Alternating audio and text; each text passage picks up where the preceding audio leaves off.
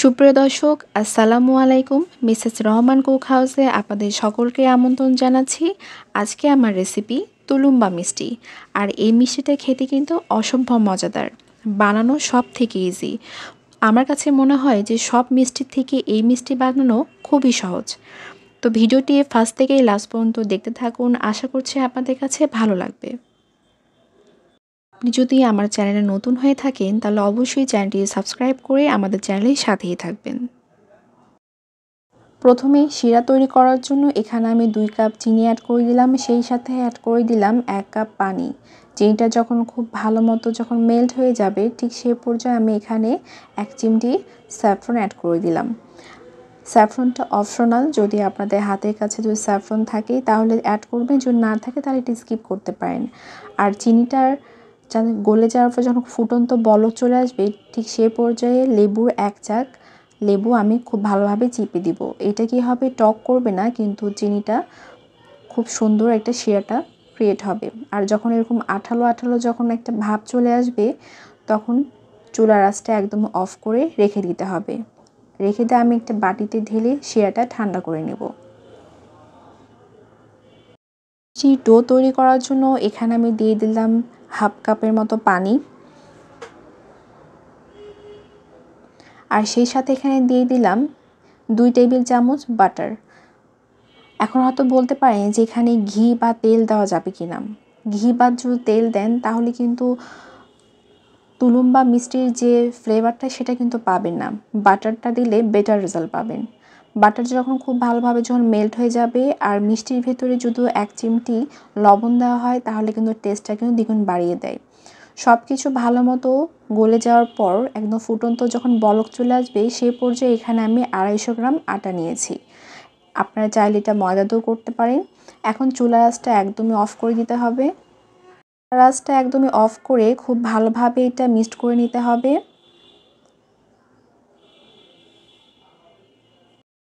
Smooth do তৈরি করে নেওয়ার পর আমি এটা একটা বোলে ট্রান্সফার করে নিব।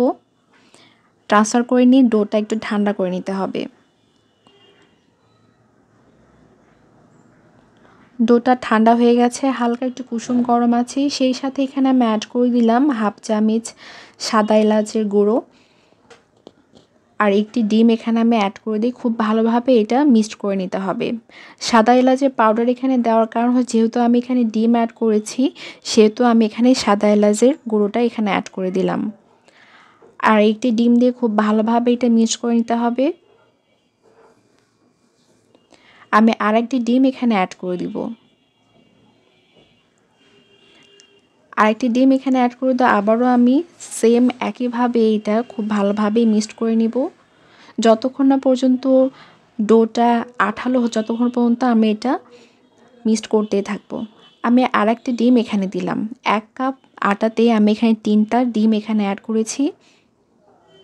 খুব ভালোভাবে এটা মিক্সড করে নিতে হবে। যত ভালোভাবে মিক্সড করবেন ডোটা কিন্তু তত বেশি স্মুথ হবে। আর এই মিষ্টিতে ছোট ছোট যে টিপসগুলো আমি আপনাদেরকে সাথে বলে দিচ্ছি সেগুলো অবশ্যই ফলো করবেন। ডিম দেওয়ার পর খুব ভালোভাবে এটা মিক্সড করে নেওয়া হয়েছে। আর ডোটা কতটা আঠালো হয়েছে সেটা আমি আপনাদেরকে দেখিয়ে দিচ্ছি।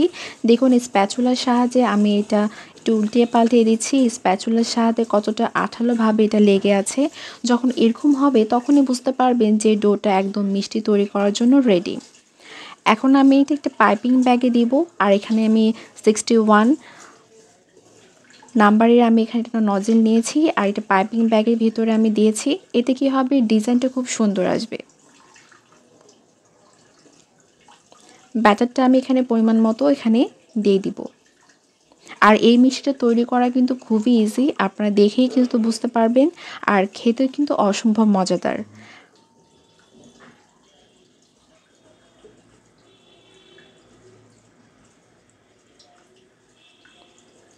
পাইপিং ব্যাগে খুব ভালোভাবে আমি এটা ভরে নিয়েছি। এখন মিষ্টিগুলো ভাজার পালা। আর পাইপিং ব্যাগে আমি এখানে মিষ্টিগুলো দেওয়ার পর এভাবে কাঁচির সাহায্যে কেটে কেটে দিয়েছি। আপনাদের পছন্দ মতো আপনারা শেপ করতে পারেন। আর মিষ্টিগুলো দেওয়ার সাথে সাথে কিন্তু ফুলে একদম ডাবল হয়ে গেছে, আপনারা দেখেই বুঝতে পারছেন। আর চুলার আঁচটা কিন্তু এই সময় একদম মিডিয়াম ফ্লেমে রেখে দিতে হবে। গ্যাসের ফ্লেমটা রাখা যাবে না, কারণ হাই ফ্লেমে যদি রাখা হয় তাহলে কিন্তু মিষ্টিগুলো বাইরে থেকে খুব দ্রুত কিন্তু এটা পুড়ে যাবে আর ভেতর থেকে কুক হবে না। অবশ্যই চেষ্টা করবেন যে মিডিয়াম ফ্লেমে রেখে ভেতর থেকে বাহির থেকে খুব ভালো মতো এটা কুক হয়ে যাবে। আর মিষ্টিগুলো যখন একদম ফুলে কিন্তু ডাবল হয়ে গেছে, যখন এরকম হবে তখনই বুঝতে পারবেন যে ডোটা একদমই পারফেক্ট। এখন আমি এটা মিষ্টিগুলো গোল্ডেন ব্রাউন করে সবগুলো মিষ্টি ভেজে নিব। আর দেখুন মিষ্টিগুলো এরকম জাস্ট গোল্ডেন ব্রাউন করে ভেজে নিতে হবে। আর গরম গরম মিষ্টি আমি একদমই শিরার ভেতরে দিয়ে দিব, তাহলে যে শিরাটা খুব ভালো মতো মিষ্টিগুলো অ্যাবজর্ব করে নেবে।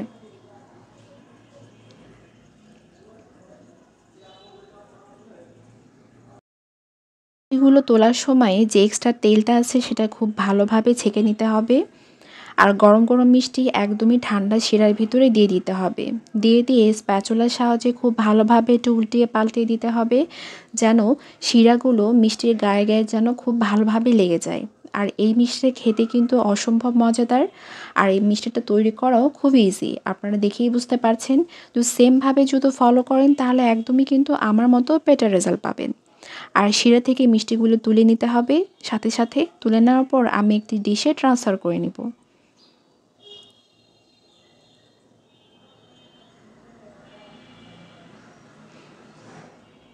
দেখুন মিষ্টিগুলো দেখতে কতটা ইয়ামি লাগছে আর খেতেও কিন্তু অসম্ভব মজাদার।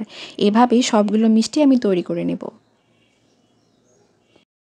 লুম্বা মিষ্টি একদমই কমপ্লিট। আমি সার্ভিং ডিশও সার্ভ করে নিয়েছি, আপনাদেরকে দেখিয়ে দিচ্ছি মিষ্টিগুলো।